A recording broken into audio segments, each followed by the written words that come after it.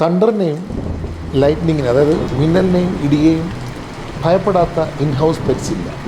എന്നാൽ നമുക്കൊരു കാര്യം ചിന്തിച്ച് നോക്കാം, വെളിയിൽ അലയുന്ന തെരുവ് പട്ടികൾ എന്ന് വിളിക്കപ്പെടുന്ന അവർക്കാർക്കും ഈ ഫിയർ സൈക്കോസിസ് ഇല്ല.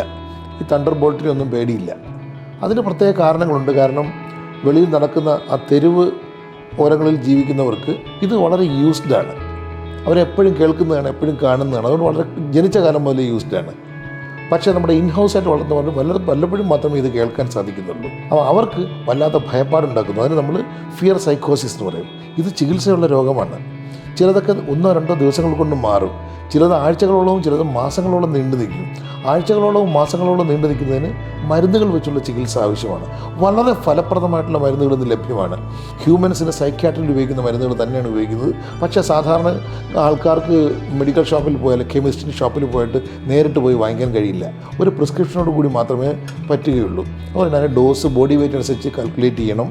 ഇത്ര ദിവസം കൊടുക്കണമെന്നുണ്ട്. ഒരു കോഴ്സ് ഓഫ് മെഡിക്കേഷൻ അതൊക്കെ വളരെ കൃത്യമായിട്ടൊരു ഡോക്ടർ, പരിചയസമ്പന്നനായ ഡോക്ടർ നിർണ്ണയിക്കേണ്ടിയിരിക്കുന്നു.